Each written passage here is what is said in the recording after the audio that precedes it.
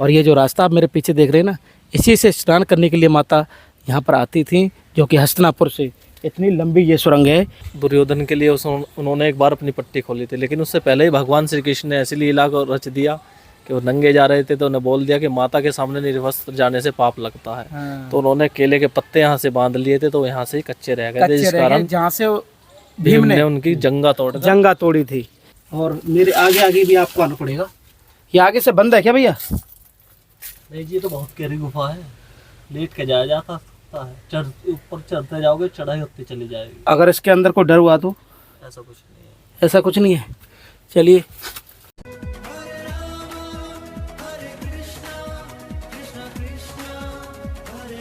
जय जय श्री राधे राधे। मैं धर्मेंद्र गोस्वामी स्वागत करता हूं एक बार फिर आपके अपने चैनल ब्रज दर्पण में। आज का दर्शन मैं आज आपको कराऊं, उससे पहले आप इस वीडियो को शेयर करें, ज़्यादा से ज़्यादा शेयर करें। और ये आज का जो वीडियो होने वाला है वो अपने आप में अद्भुत होने वाला है।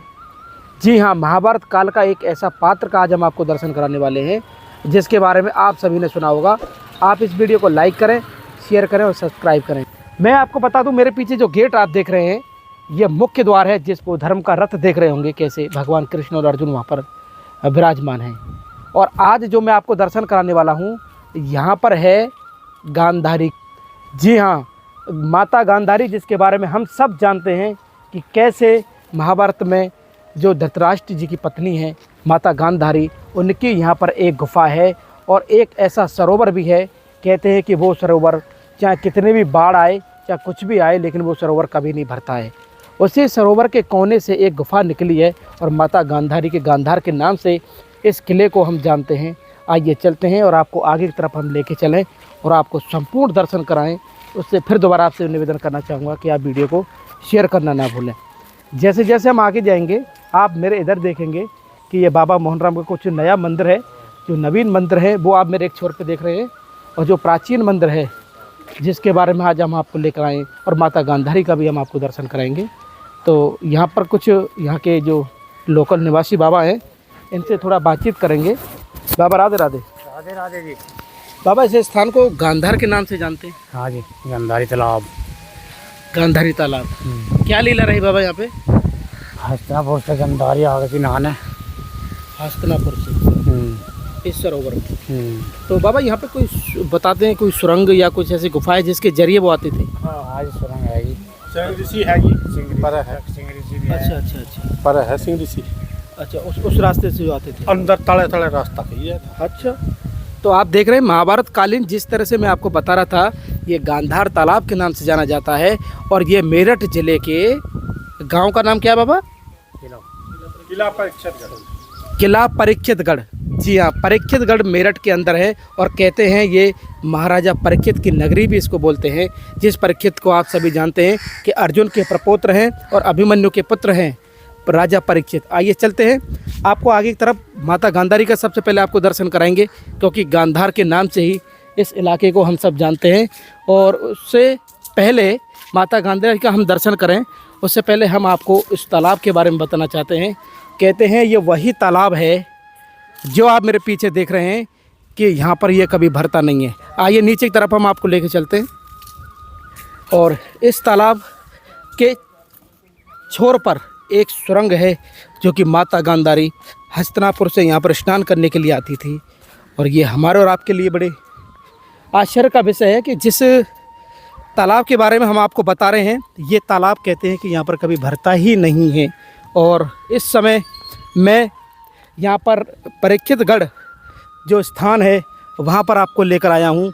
और आप मेरे पीछे देख पा रहे होंगे, ये सरोवर वही सरोवर है और इतना पुराना सरोवर है।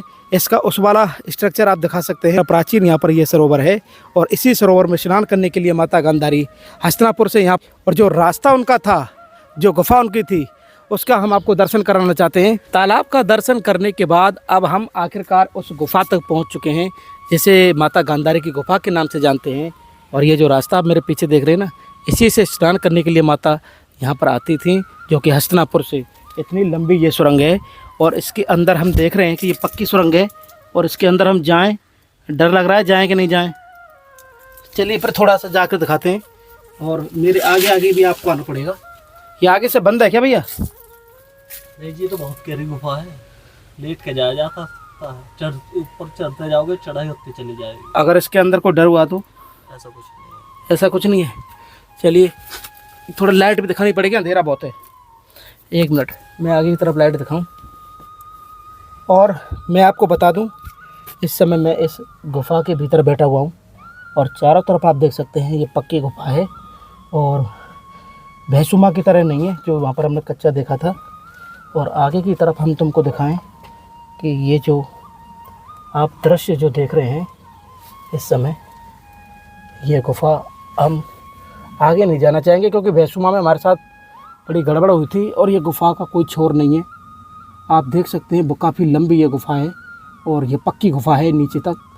और इस गुफ़ा से आगे की तरफ जाना पॉसिबल है नहीं है, पर हम आपको दिखाना चाहते हैं कि किस तरह से माता गांधारी इस जगह का इस्तेमाल आने जाने में किया करती थी। और ये जो गुफ़ा इस समय आप देख पा रहे हैं, ये वही गुफ़ा है और गांधारी माता की गुफ़ा आप इस समय ब्रज दर्पण चैनल के माध्यम से दर्शन कर रहे हैं। और ये रास्ता हुआ करता था जो कि हस्तिनापुर से इस तालाब की तरफ जो आप इस समय दर्शन कर रहे हैं। और आप इस समय देख रहे हैं कि कितनी मेहनत के साथ हम आपको इस गुफ़ा तक दिखाना चाहते हैं। और जैसे कि आगे की तरफ आप देख भी पा रहे होंगे कि यह गुफ़ा काफ़ी गहरी है, पर डर की वजह से हम इस गुफ़ा में अंदर नहीं जा सकते, पर एक ही लोग यहाँ पर जा सकते हैं। लेकिन हम इस समय देख पा रहे हैं ये गुफ़ा अपने आप में कुछ अनुभव है, महाभारत काल का ये स्थान है। और मैं आपको बता दूं कि हमारे जो भैया हैं जो हमारे साथ में आए, अब इन्हीं की हिम्मत है कि कैसे ये आगे की तरफ बढ़ेंगे। और माइक, कैमरा इनको दे दिया है, माइक मेरे हाथ में। और मैं आपको बता दूं ये जो अंधेरा होगा अंदर, ये अंदर अंधेरा है। 1 मिनट,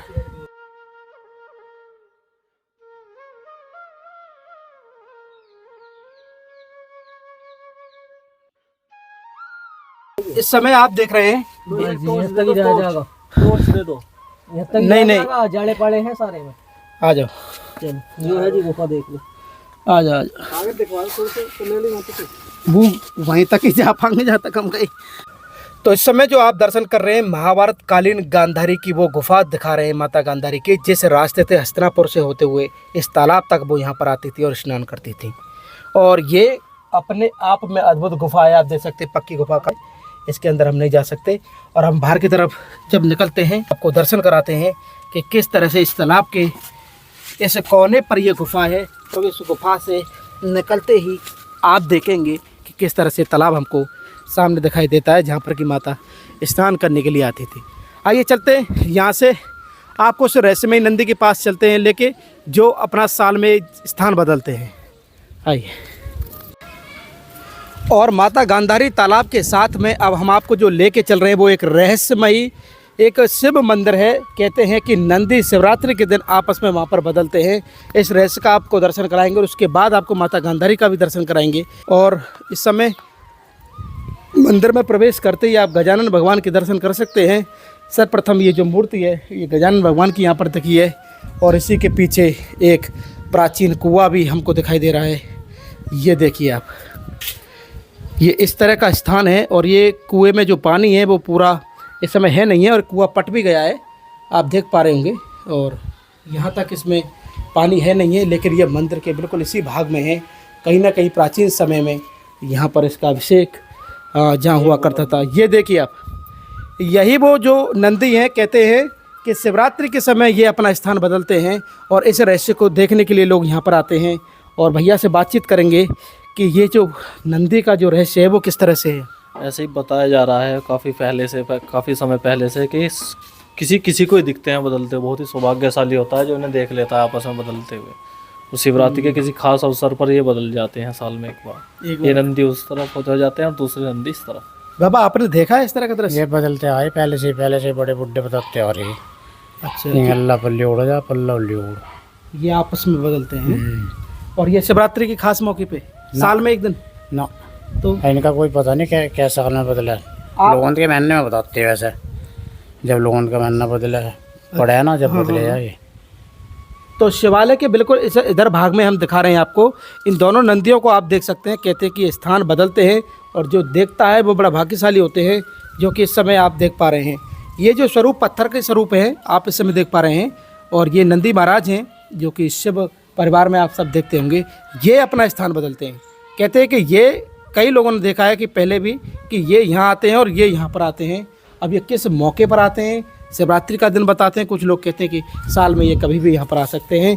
ये आश्चर्य है। और इसी के बगल में जो हमारे महादेव हैं, जो शिव मंदिर जो आप देख रहे हैं इस समय, और ये शिवालय जो है ये बहुत प्राचीन शिवालय है और उसका दर्शन हम आपको कराना चाहते हैं, क्योंकि ये बड़े रहस्य और आश्चर्य से ये भरा हुआ। ये देखिए आप, जय हो। ये रामेश्वरम जो हम देखते हैं, ये रामेश्वरम की तरह ये शिवलिंग है, और इस शिवलिंग को आप देख पाएंगे कितना प्राचीन ये शिवलिंग है। और इसी के सहारे ये दूसरा शिवलिंग आप देखेंगे। नीचे से निकला हो तो जो है वो। अच्छा, ये धरती से निकला है? हाँ जी। ये जो आप शिवलिंग देख रहे हैं इस समय, ये यहीं धरती से निकला हुआ है। और ये प्राचीन समय जो महाभारत कालीन जो समय हम बताते हैं, ये शिवलिंग यहाँ से निकला है। और जो नंदी है उसका हमने आपको दर्शन कराया। और इस समय अब हम आपको दिखाने जा रहे हैं माता गांधारी का। यहाँ पर एक प्रतिमा है, एक मूर्ति जो लगी हुई है, और कहते हैं गांधार के नाम से इस स्थान को जानते हैं। बाबा हमारे साथ में हैं और बाबा से भी हम बातचीत करेंगे, लेकिन सबसे पहले हम आपको दिखाना चाहते हैं, ये आप देख पा रहे हैं माता गांधारी जो कि इस समय यहाँ पर इनकी आंखों पर पट्टी लगी हुई है। आप सभी महाभारत काल की उस लीला से जुड़े हुए हैं और आप सभी जानते होंगे कि माता गांधारी का किस तरह से वहाँ पर अपना स्थान था। और ये धृतराष्ट्र की पत्नी और इस समय दुर्योधन की माता के रूप में माता गांधारी को हम यहाँ देख सकते हैं। और गांधार के नाम से इस स्थान का नाम है। और यहीं पर स्नान करने के लिए माता हस्तिनापुर से उस सुरंग के सहारे यहाँ पर आती थी। और इस स्थान को जो कि परीक्षितगढ़, ये जिला मेरठ के अंदर आता है। और बाबा, ये गांधार के नाम से स्थान है ना ये पूरा? हाँ जी, गंधारी तालाब। गांधारी तालाब है। ये उसने बनवाया था। क्या नाम है वो इसका? राजा नैन सिंह ने बसाया था किला। अच्छा, राजा नैन सिंह ने किला बसाया था। और हम बताते हैं आपको कि ये परीक्षितगढ़ है, और परीक्षितगढ़ में ये जो जगह है वो गांधार तालाब के नाम से है। और भैया हमारे साथ में है, ये गांधारी तालाब जो कि हस्तिनापुर से स्नान के लिए। हाँ जी, जो गुफा का आपने देखा था पहले दिखाई थी, वो हस्तिनापुर से सीधी यहीं आती थी गांधारी तालाब पे। ऐसा बताया जाता है कि अपने 99 पुत्रों के बाद मृत्यु के बाद ये बहुत ही विचलित हो गई थी, और इन्होंने ऋषि वेदव्यास जी से प्रार्थना की कि भगवान मुझे कोई ऐसा उपाय बताइए कि मैं अपने एक पुत्र के तो प्राण बचा सकूं। तो उन्होंने बताया था कि आपने इतने समय से जो आँख पर पट्टी बांधी हुई है आज तक नहीं खोली, इसकी बहुत सारी शक्ति इसमें एकत्र हो गई है। आप इसको खोलने के बाद जिस किसी को भी देखोगी वो वज्र का बन जाएगा, वज्र का, लोहे का बन जाएगा। जो कि उसका पुत्र दुर्योधन तो बना भी था। दुर्योधन के लिए उन्होंने एक बार अपनी पट्टी खोली थी, लेकिन उससे पहले ही भगवान श्री कृष्ण ने ऐसी लीला को रच दिया कि वो नंगे जा रहे थे तो उन्हें बोल दिया कि माता के सामने निर्वस्त्र जाने से पाप लगता है। तो उन्होंने केले के पत्ते यहाँ से बांध लिए थे, तो यहाँ से ही कच्चे रह गए थे, जिस कारण जहाँ से भीम ने उनकी जंगा तोड़ी थी। तो वही हिस्सा बस कच्चा रह गया, बाकी सब वज्र का था। और ये भगवान कृष्ण की लीला थी। तो आपने देखा कि माता गांधारी के दर्शन करने के बाद पुनः मैं आपको बता दूं, ये आप जो देख रहे हैं ये गांधारी तालाब है।